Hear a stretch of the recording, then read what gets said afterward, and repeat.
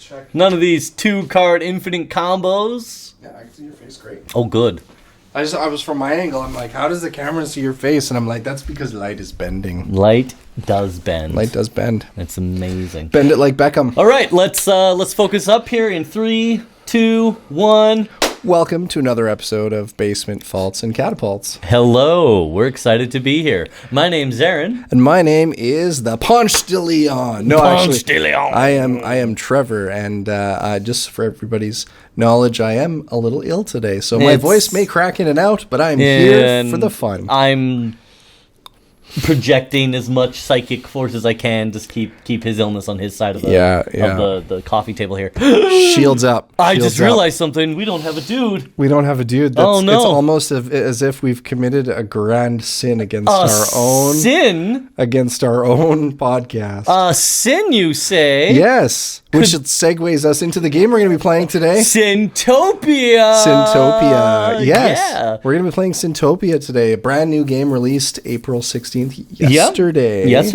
It's coming to us from a brave band of pirate knights. They call themselves Pirate Knight Studios.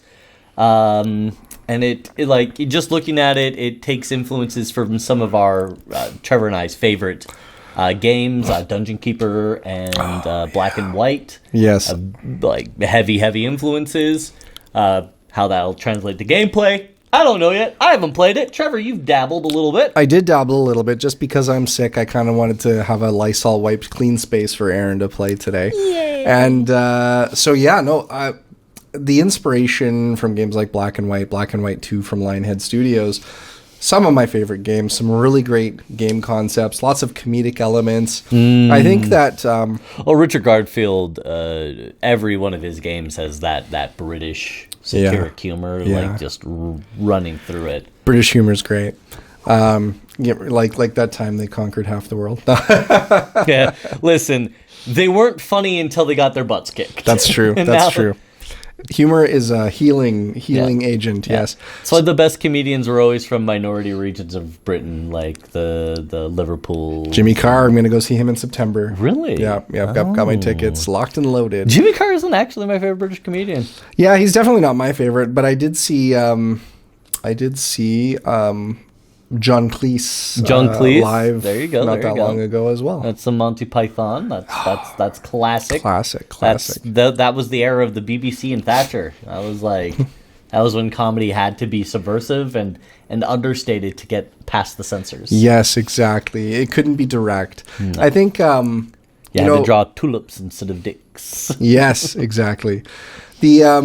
So the main concept of Sintopia is you've got an overworld and an underworld. No. You are effectively being hired as an administrator for hell. And your job is to kind of re-educate the souls before they are reincarnated and sent back to the earth to live once again. Oh. So the idea here is if you've got a number of NPC kind of, like advisors that are effectively just 2D characters, 2D drawn characters. That feels very SimCity.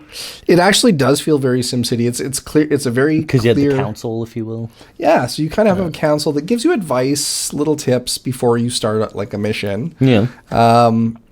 It is. The idea is you need to prevent them from sinning. Or when they do sin, you need to re-educate them to reduce their level of sin, and before you unleash them back in the world. If they sin too much, they can evolve into like deviants, and then that can be problematic. And then they can eventually, if they get to a certain point where they've sinned enough, they evolve into demons, which can unleash all kinds of terror and problems on the overworld. And we don't want that. No. So, Aaron. Me. 7 deadly sins. 7 deadly sins. Oh, we just did this. Okay. Pride, wrath, greed, gluttony, sloth, lust, envy. Yes, right. Envy. Did I not say it? Okay, we'll say I didn't say envy. There's probably at least 7 of the deadly Well, we know sins. there's 7. Yeah. Pride, lust, greed, wrath. Pride, lust, greed, wrath. Gluttony. Sloth envy. Sloth envy. Yeah. Okay, cool. So we got him. We got him. So yeah, so the 7 deadly sins. So they all, as they're living on the overworld. Shout out to St. Thomas Aquinas, who codified the 7 deadly sins. Shout it out. Let's go. I love it. So yeah, each of the townspeople, as they were, which are. So we're not like responsible for all of hell. We're we basically we're like a subdivision. We run hell kind of like it's kind of like a roller coaster tycoon style lineup system where they have to go through treatment centers. You'll see 2 Point Hospital. It's kind of almost like that where when they die they go to the graveyard, and then the effigy of death driving a bus comes and picks them up and drives them down into hell. Love it. When they arrive in hell, they get in line to effectively go for their punishments. And you decide what kind of punishments you include.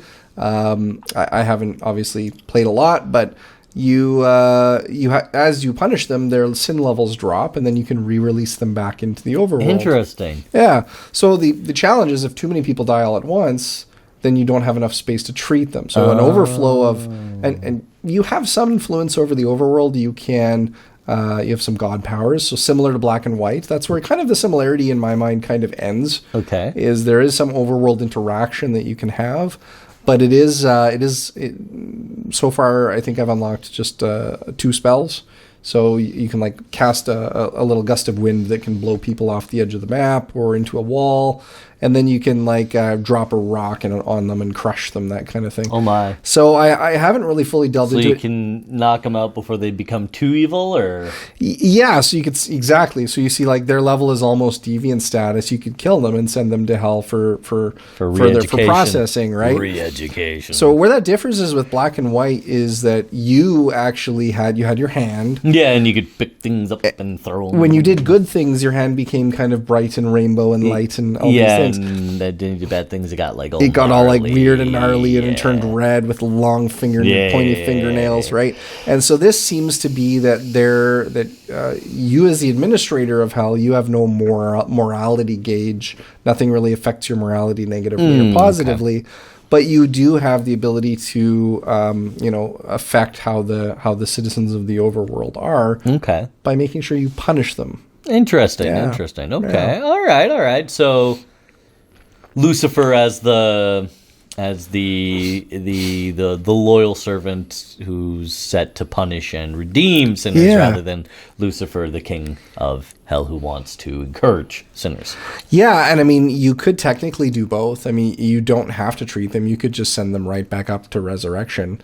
I personally haven't tried that, but the game doesn't prevent you from doing that. So you could, if you want, just be like, the sin is in, let everybody go, Interesting. Huh.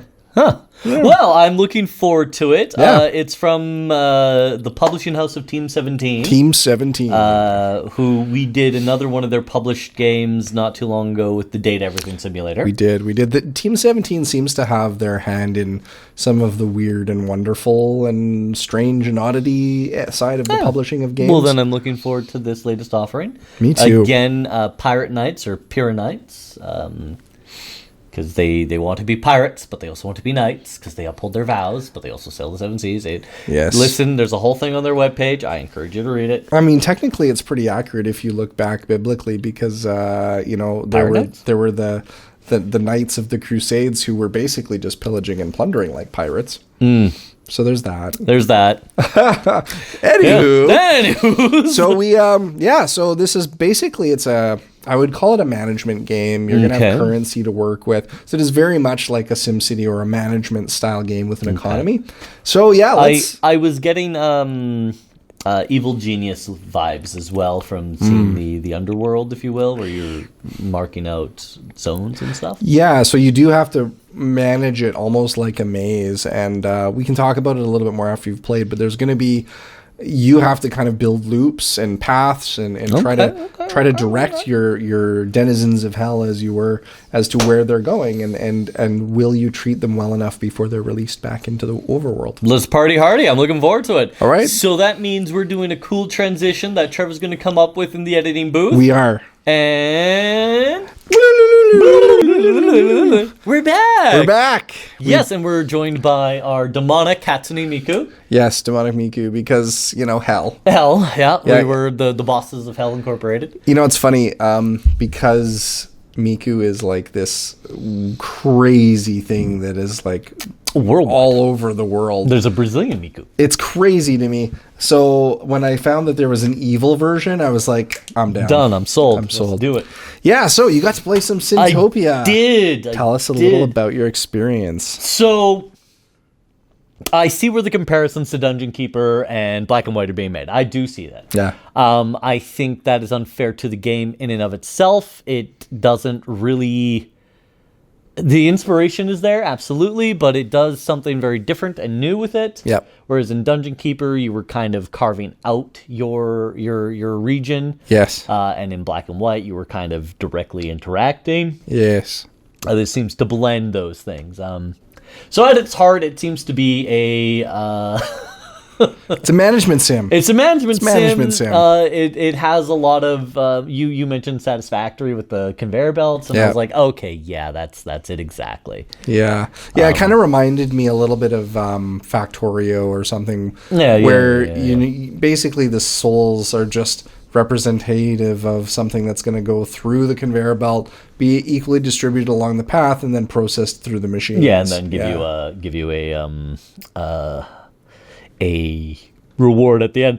Yeah. So like in my world, like your ideal thing would have your path go into those Hell Pet shows so that you generate the faith coins. Yes, the Hell Pets, the Hell Puppets. And then that doesn't reduce their sin, so then they get put into the doctors, and then if they still have sin, they go back to the doctors. And then if they're deviant, so over 50, they go to the specialists.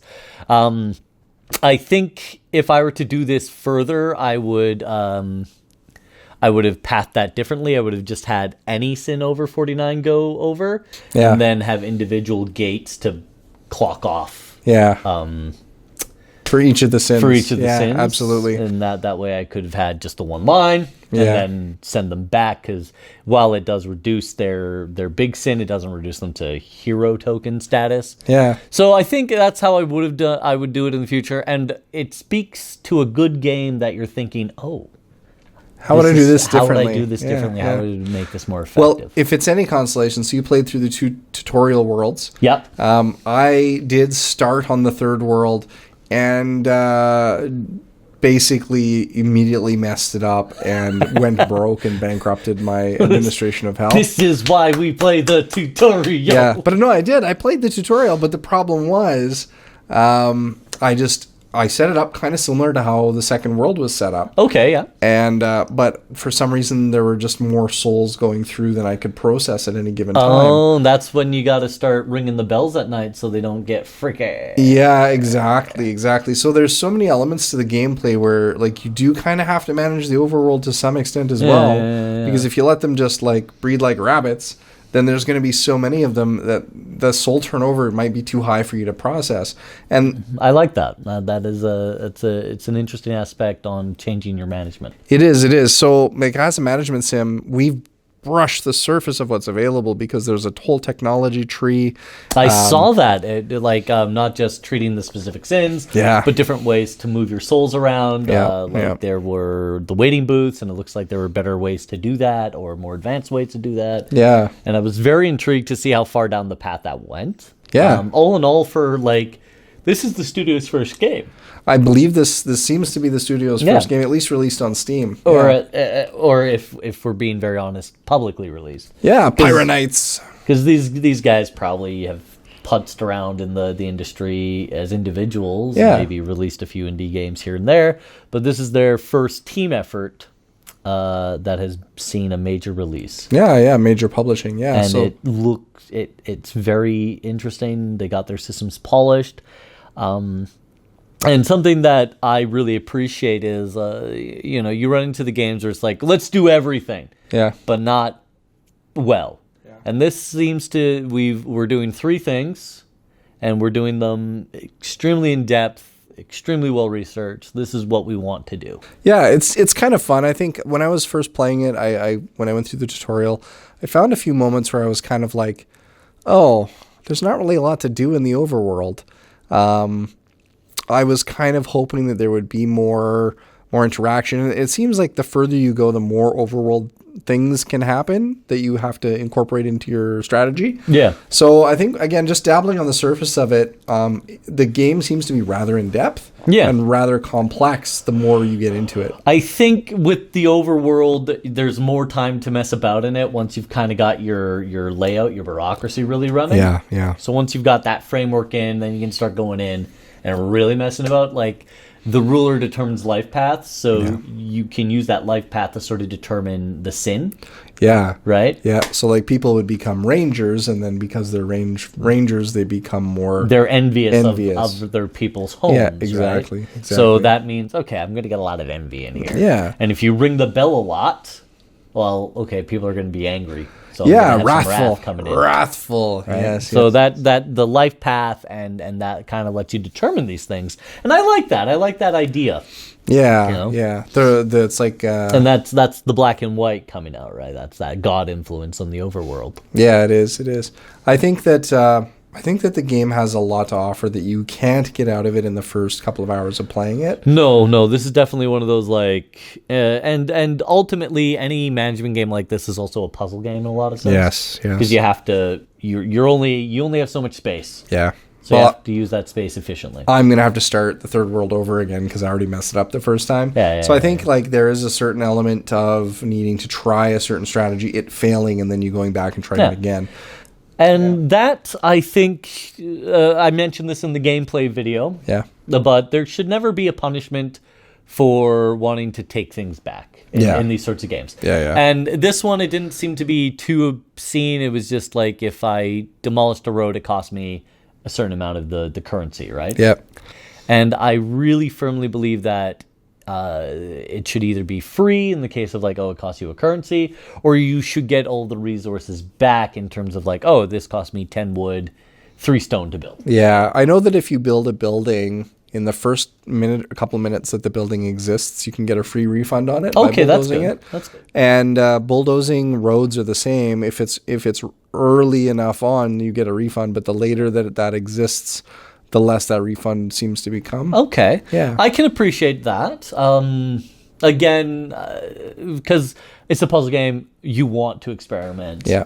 I think that should be just not a refund. Like in the first 30, 45 seconds, like, ooh, I actually don't want to hear a full refund, but at the very least, it should never cost me anything to destroy it. Yeah, and I liked that when you decided to repath a little bit, and you were like, I got to bulldoze that and make that look prettier.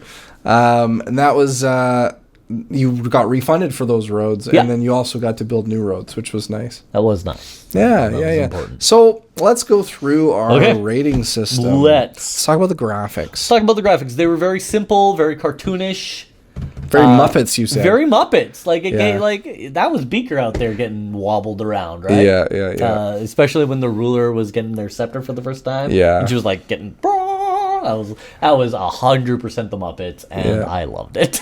Yeah, they kind of all look like some kind of offspring from Beaker. Yeah, Beaker and somebody. Yeah. And a lot of people are like, we have the ability to be photorealistic, and that doesn't serve every genre, and it most certainly isn't something we should be doing for everything. Yeah, I was impressed though. I scrolled in on like the cows at the farm. They're very well detailed. They're very high detailed cows, and then the characters are kind of goofy looking, and I think they do that on purpose. Yeah, but the graphical detailing is actually pretty good for a management sim. I noticed with the vegetation, it had that sort of wispy effect to it that But I also realized that they have to draw thousands of those things, so let's keep it simple to ease the graphic intensity. Yeah, which is a good choice. Yeah, I can always hear. So if when the graphics card, I've got the 3090 that's water cooled. When it gets into a game that's actually really taxing on the system, I can hear there's a little bit of sound in the coils. Yeah. The kind of little small vibration of the coils. You can kind of just hear it if you're playing really high-end AAA games. And I could hear it just a little bit with this game, which means that it actually is, even at 60 FPS, at 4K. Asking for a bit. It is asking for a bit. So there's obviously a lot going on graphically with the game. Yeah. I use an air cooling tower, so I know. It's like we're landing a Harrier jet, just... Yeah. No, so it's cool. I think the graphics are really nice. I do. I think they're really well done, and more importantly, they suit not just the genre but the humor they're going for. Yeah, right. Yeah. Which is so important, and it speaks very well to their design team. Yeah. The only thing that I kind of was a little bit, because again, we kind of talked about initially wanting to try this game because it was like black and white. Yeah. In the original Black and White 2. And I think the first Black and White, the devil and the little angel characters that are like your conscience to tell you to do good or bad, they were 3D animated and voiced. And the advisors in this game were 2D animated stills. Yeah, stills. Non-animated. They were non-animated. Well voiced. Extremely well voiced. Yeah. I liked the voice acting. But I would have liked to have seen 3D models as the advisors. Yeah. We've seen that with like Civilization, and a lot of this has become more 3D characters. Although if a smaller studio, I can see why they would choose to go that route, because it would have cost a huge amount of money to build 3D models for all the advisors. Yeah, and again, this is sort of their first big release, so they probably were having to make choices where to put their budget. Yeah. And I think they made the right choices. Yeah. I actually prefer the 2D stills to the 3D animated. It's very visual novel. It's a very visual novel.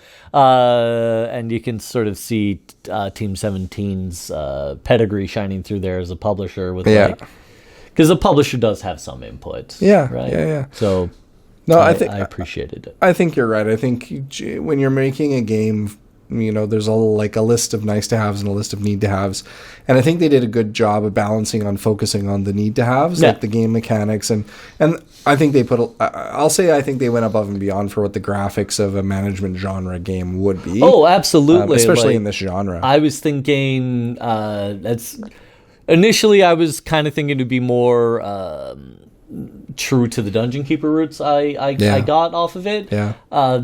Other than the fact that it's set in hell, this game doesn't really have anything to do with Dungeon Keeper. No. I did enjoy it a lot, though. I think, I think the graphics are good. The graphics are great. If you were to give them a rating out of 10, I would give them a solid 8. Okay, cool.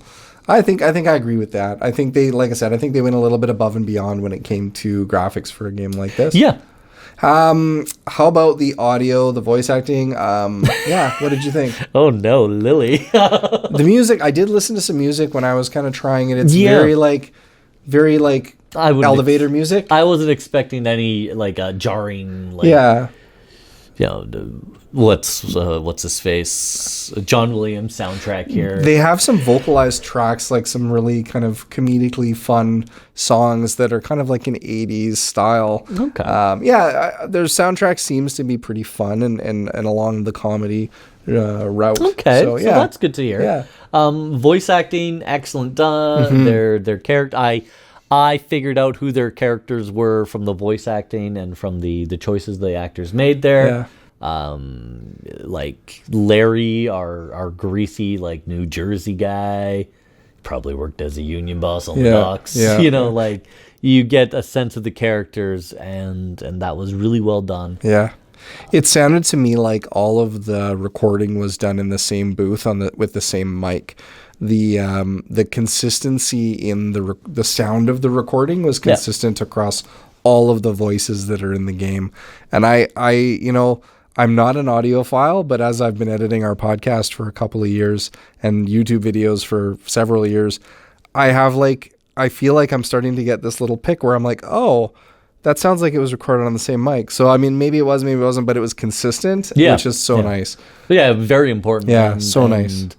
I think with sort of the danger of AI replacing a lot of these things, it's really nice to hear that human element, which can't be replicated. No. Voice actors unite. No AI. Yeah. Down with the AI. Yeah. Down with our AI overlords. So yeah, it was really lovely. Really nice to hear. There weren't enough screams, though. Let me just interject. This is a hell management simulator.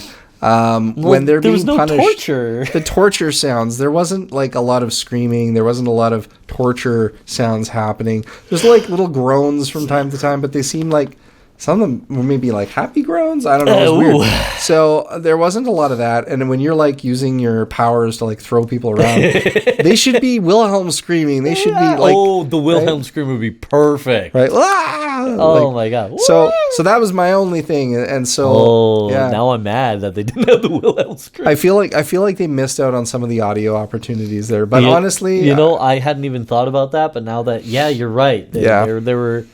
The voice acting was really great, but the environmental voices not very lackluster. Yeah, I wanted to hear more screaming. Yeah. Well, not just screaming, but just like they're in line. I should be hearing them going.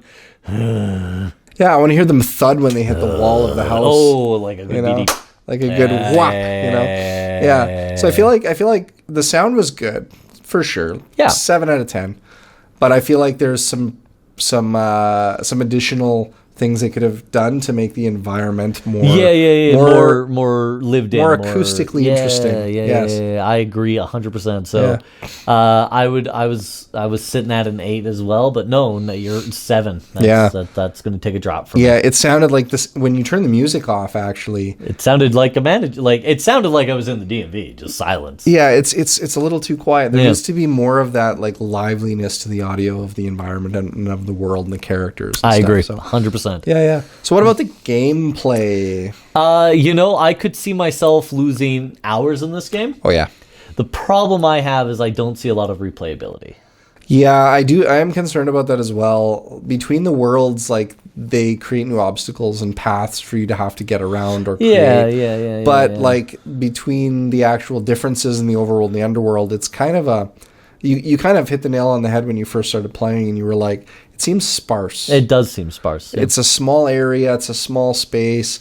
I think to your point of it being a puzzle game, I think that is going to make it more interesting from how do I manage the flow of this and still handle each of the 7 deadly sins that are going to overload. So, yeah, it felt sparse. I think that was the right word to choose there. Yeah. And that's, again, small team, first game. Like, I'm not going to be upset about it. Mm-hmm. I am going to give them a 6. So no, I'll give them a 7 for gameplay. Yeah. But, it is what it is. If this is the kind of game you like, you're gonna beat it. You're gonna play a sandbox for a little bit, and then you're gonna put it away. Does it even have a sandbox? It has a challenge mode, which I didn't try. No, challenge mode doesn't seem like a sandbox. Challenge mode is like you're given an objective and a very strict. Yeah, I don't know that a sandbox mode would work for a game like that, just because of the limitation of the map sizes and the structure of it. But I do have to say, for me, 7 out of 10 for gameplay as well. It is, it's got a lot of interesting elements. The research tree, eventually you can hire demons. So if they become a demon on the overworld, this is my understanding of it. We haven't experienced this yet, but if they become a demon on the overworld and you defeat the demon goes to hell, and you can hire them on as some kind of a thing. Interesting. I don't know exactly how that works, but there's a lot of these game mechanics that you kind of have to play to unlock. So you're going to play campaign level 3, 4, 5, 6, 7, 8, 9. As you go through, you unlock more tech, you earn more heroic points. I think at some point, you're right, when does it become repetitive that it's like, oh, I just built this really cool hell management system. Yeah, like once you've sort of solved the puzzle. But now I'm on a new world and I have to do it all over again from scratch. You just rebuild the solve. Like, because you know what the solve is. Yeah, so the game right now is on sale till April 30th. It is, you can get it for 10% off the base price of the game Or you can also get it for 15% off as part of a bundle with UniverSim. And if you already own UniverSim, which I do, then you technically get the game cheaper than you do buying it by itself. I love when that happens. Steam, I love these group bundle discounts. They're great. So, I mean, it's not an expensive game. Canadian, I think I paid $34 for it. Okay. Discounted. Again, for that price point, the game is what I would expect. Yeah, right? Like that is a really generous price point for this game. Yeah, I think the game is priced where it should be for the game it is. Yep. I think the game's a solid 7 out of 10. But did you have fun? I did. Yeah. But again, I think I would get bored after I solved the puzzle. Yeah. Right? Yeah. Because then I'm just, I know how to solve this puzzle. I'm just in a new world, so I just need to fit the puzzle onto the board. And then... Yeah, I think of Theme Hospital you mentioned earlier as well as kind of likening it to that. And it got really Theme Hospital vibes. Yeah, what made Theme Hospital fun was that after a while you'd unlock like the head popper, and then you'd unlock like the next illness that you could treat, and you'd go from mission to mission, building out your hospital to treat all these different things, and your goal would be like treat 400 patients, and then boom, you win next level. I'm interested to see what all of the different like rehabilitation centers are as you unlock more technology. One of my favorite games in that sort of genre of management is Startopia. Yeah, I have not played Startopia. Yet. It's by our boys at Bullfrog. It's on my wish list. Oh, it's great. I love Startopia. But now that I'm sitting there thinking, okay, there's. Especially with this ability to hire the demons. Yes. Because Startopia lets you hire the aliens on your space. Unimportant. What is important is I can see the pedigree, I can see the genres that these people love to play, and they did an excellent job for their first foray into this. Yeah. I would love to see Sintopia do well. Yeah. I think the only thing that made it less fun for me, because I do agree it's a fun game, the only thing that made it a little less fun for me, as much as I appreciate the voice acting, was there was a little too much banter between the administration characters. Oh. You skipped most of the banter. I did. But I sat tutorial beat. I sat through it. I listened to it, and there's a lot of it. So it does make the game feel very slow. It can drag. It feels like there's just a little bit more polish they need to do with how much time you want to spend having some dialogue while you're still in the tutorial. And these business management games can already feel sort of draggy and slow, so anything that slows it down further is not to its benefit. Yes, well, I'm wondering what kind of demons we'll be able to see, what kind of things will unlock in the game as it progresses. Yeah. How do they keep it interesting, and can they keep it interesting long enough for me to get... I should get 1 hour for every $1 that I spend, minimum. So you should be getting at least 35 hours out of it. There's 35 hours out of the game, and then it will be a good purchase. And I think I could easily get 20 hours out of a game like this. Depending on the progression, I might get a full 40. Yeah. So time will tell. Time will tell. And on that note, everybody, thank you so much for joining us again in our basement lair. As always, I'm Aaron. I'm Trevor. Good luck. Have fun. Oh, cancel that. Are we catapulting this game? Oh. I'm going to catapult it. I'm going to catapult it. Okay, cool. I'm going to catapult. Okay, back to good luck. Have fun. Don't die. Bye.